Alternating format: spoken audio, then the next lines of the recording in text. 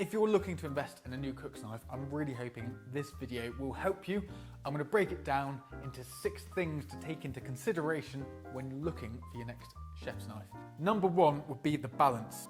Ideally, you want the balance point just where the handle meets the blade, or slightly towards the handle, just because if the weight is further this end, you have a lot more control of the blade.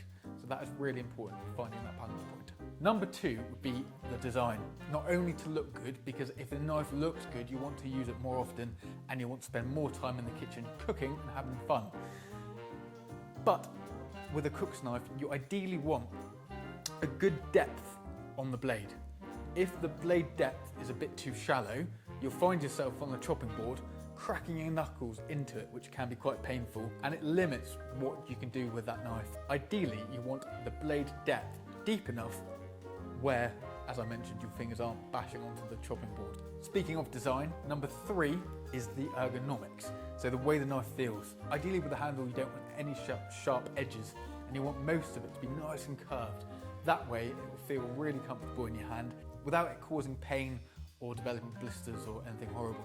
So avoid a knife with any sharp edges on the handle.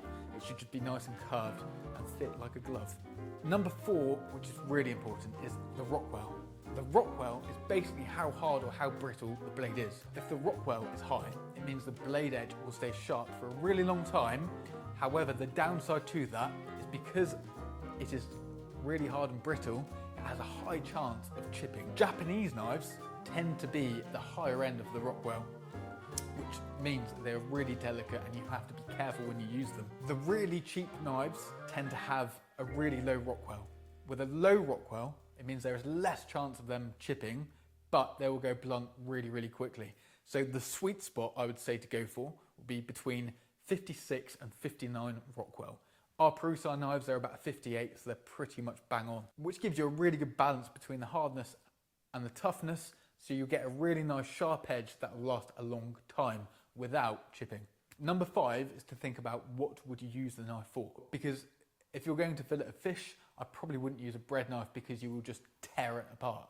So specificity of the task in hand is something to take into consideration.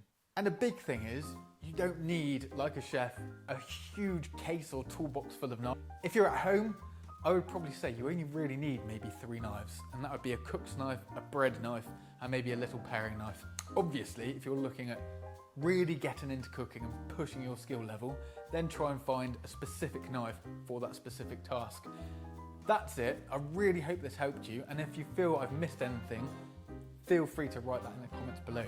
If you enjoyed this video, please like and subscribe. If you are intrigued as to the knives we do, feel free to click the link, I'll leave it in the description below, and you can have a look at some of the chefs that we've worked with and our work. Anyway, I hope you have a great week and look out for more videos coming very soon.